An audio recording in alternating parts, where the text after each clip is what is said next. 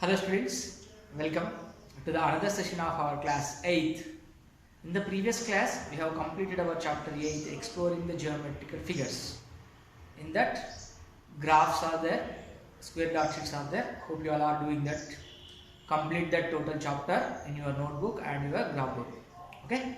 Now let us start chapter number 9, area of plane figures. A new chapter 9, area of plane figures. What are the plane figures? Okay, square, rectangle, quadrilateral, rhombus, circle.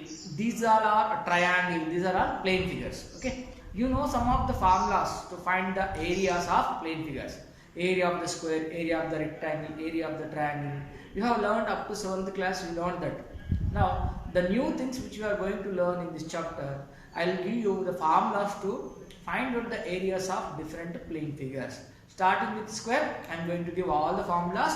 Remember the formulas. You write down in your notebook. First page you write formulas on. After that we can enter into the exercise problems. Okay. Now let us discuss the formulas today. First, area of the square. Square. You know, square means all four sides are equal. Square means what? All four sides are equal. A quadrilateral in which all four sides are equal. So first one, square where all four sides are equal. Suppose these all sides, all four sides are equal. So if you take this as A units, side A. Okay. Now area of the square. Area of square. Formula, side into side, side into side. So if you are taking side as A units, that means A into A square units.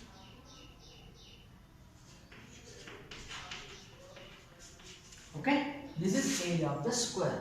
Okay, now we are discussing only areas. We are not going for perimeters. Okay, only areas. Now next, go for rectangle. How the rectangle also one type of quadrilateral. So this is square, now rectangle. Rectangle also one type of quadrilateral in which two pairs of opposite sides are equal. So let us go for this as rectangle. Okay, these two sides are equal, these two sides are equal. If you take this as length, this as breadth. Okay, length and breadth. Now area of rectangle. Area of rectangle. You know the formula, length into breadth. Length into breadth.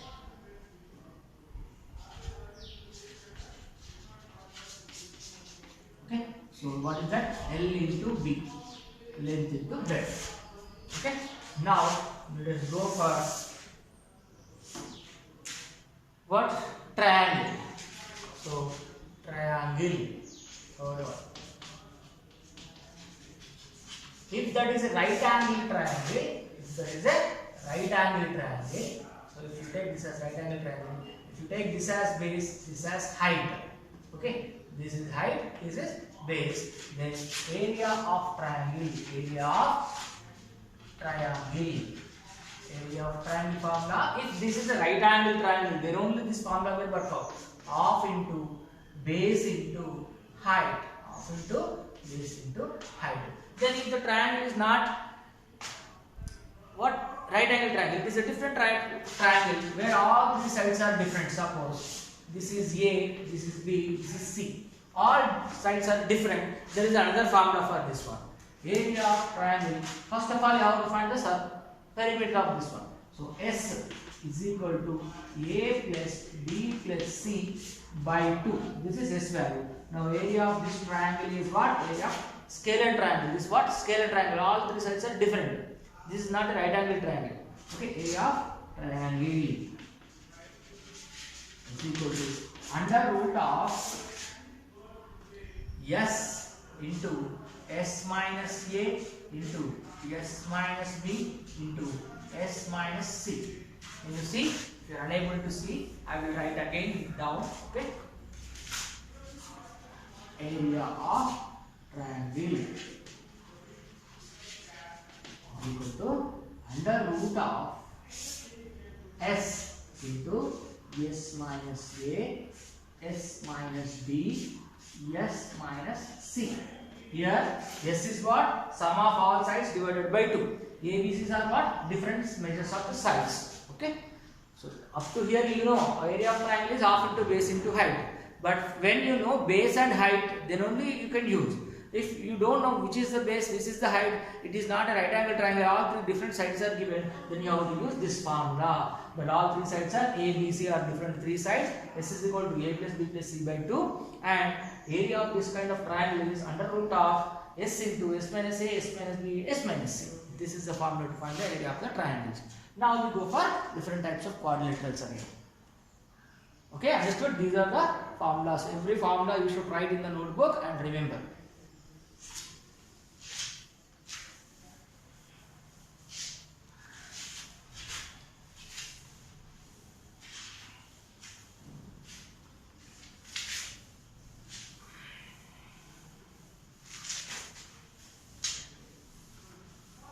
Now let us go for the quadrilaterals. Quadrilateral means it can be square, it can be rectangle, it can be trapezium, it can be rhombus, it can be kite. But there is, based on the properties, these names are given. If nothing is same, no sides are equal, all four sides are different from each other, then how is a quadrilateral? So where all four sides are different from each other, nothing is same. Okay, like this any quadrilateral is there.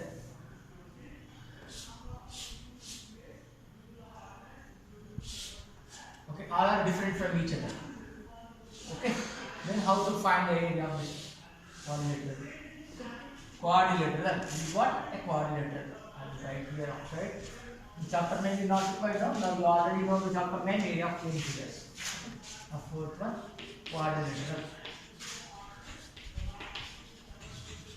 where all four sides are different. Okay. Now in this, if you draw like this a line, these are what? Diagonals. Okay, this is one diagonal, this is another diagonal. Okay, diagonals. So half diagonals quadrilateral formula, area of the quadrilateral formula is what? It is given here. Area of any quadrilateral is half into length of a diagonal and sum of the lengths of the perpendiculars from the remaining two vertices on the diagonal. So one diagonal if you take and you have to write h1 plus h2. Any one diagonal you choose. If I take this diagonal, if I take one diagonal, this is what? A diagonal if I draw. So remaining two vertices are there, no? So these two vertices are joined. Now from here, if a perpendicular is drawn, from here one other perpendicular is drawn. Okay. Now this is the diagonal and remaining two vertices are there, no? From here, this is h1, this is h2. Okay. Half into area of quadrilateral. Area of quadrilateral is half into length of the diagonal. Length of diagonal. Length of diagonal. Length of diagonal into heights drawn, that means perpendiculars drawn from the remaining two vertices to the diagonal. Perpendiculars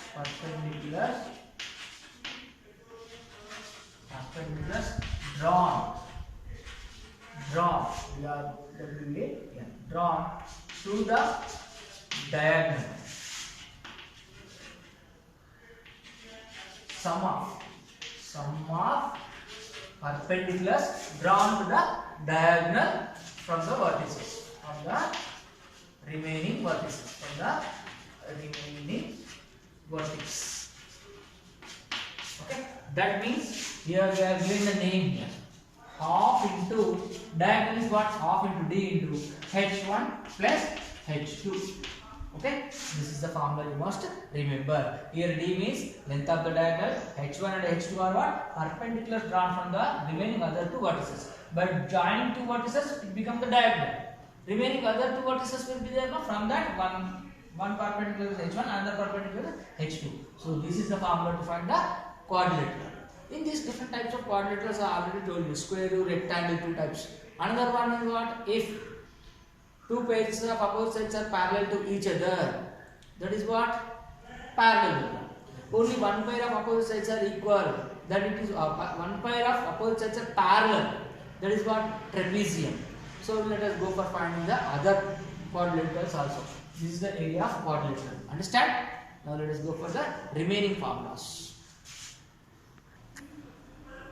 See, next other quadrilateral is parallelogram. Parallelogram is two pairs of opposite sides are parallel to each other. Okay. In this, if you take this as base, this as height, the perpendicular drawn from vertical to the opposite sides. Okay. Area of parallelogram. Area of parallelogram. But base into height. That's all. Base into height. That means B into H. Okay. Next, another one. If you go for trapezium. Trapezium. Trapezium means only one pair of opposite sides are parallel. Only one pair of opposite sides are parallel. So this.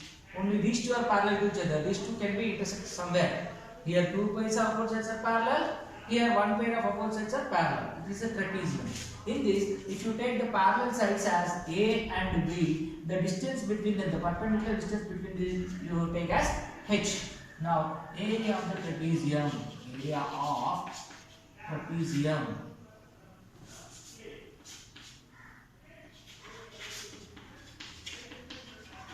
What? Half into H means the perpendicular distance between the parallel sides. Perpendicular distance between the parallel sides.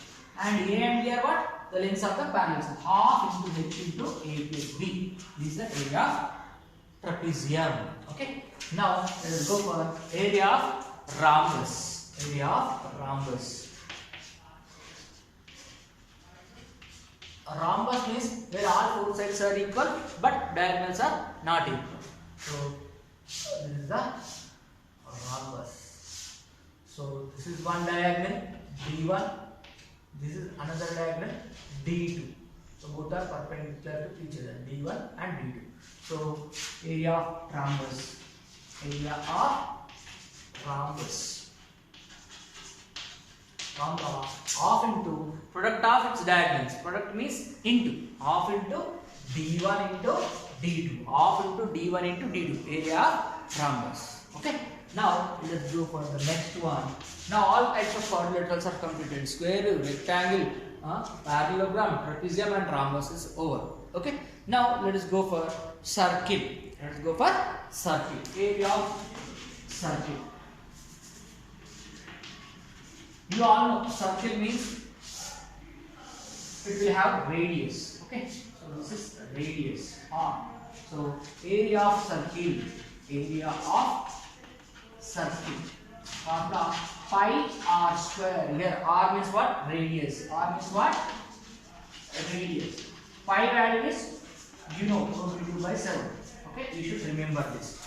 Area of circle formula pi r square. R means radius. Pi means 22/7. You should remember. Now, part of the circle. If you take one part of the circle, little part, that will become sector. Okay. Now let us go for sector. When you are going to write the notes, take the pause of the video and complete it. Okay. Everybody should write. These are all formulas in the beginning of the chapter in the notebook. Now, area of the sector. Now, sector means what? A part of circle. So, from the circle, one part, if you take like this is what? The sector. If we are x degree, suppose. Okay, this part is known as sector. Understand? This portion. If you take like this portion, any little part, you take this as x degrees. Okay, one portion is cut from this is shaded part is sector. Okay, now area of sector. Area of sector is equal to x degrees by 360 degrees into pi r square. X degrees by 360 degrees into pi r square. Why? Here x degrees means the sector angle. With what angle the sector has been cut from the circle. This angle, that is x degrees. Whatever the angle, it will be given in the question. X degrees by 360 degrees. Why 360 degrees? Total circle at the center, angle will be 360 degrees. This is the area of the circle formed out. So area of circle is equal to x degrees by 360 degrees into pi r square. Understand? Now let us go for the length of the arc. The angle subtended by here. A is equal to, one more formula is there. If the length of the sector, that means this is given, length of the arc L is given. One more formula. If here x is what? Angle subtended. Angle subtended by the arc. Then subtended by the arc at the center.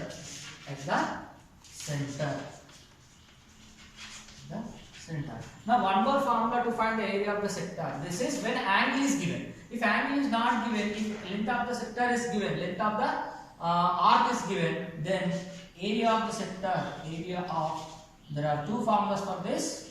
Area of sector A is equal to L arc by 2. Here L means what? Here L means what? Length of the arc. Here L means what? Length of the arc. Length of arc. This one, this portion. If L is given, okay. If x is not given, L is given, you have to use this formula. If L is not given, x is given, you have to use this formula. Understand? So for this L again I have one more formula. Okay, that I will write here. Length of the arc L is equal to, also we have a formula.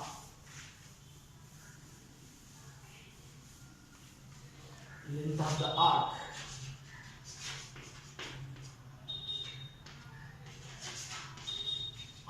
L is equal to x degrees by 360 degrees into 2 pi r. Okay, these are the formulas which are involved in this chapter. Area of plane figures. All formulas I have given on the board. Every formula you should note down in the notebook. Beginning of the chapter, before you go for the exercise problems, write all the formulas and remember it. Whichever the formula is required to solve the problem, you have to utilize. Hope you all understood. Remember this. Thank you. We will start the exercise problem in the coming section. Thank you.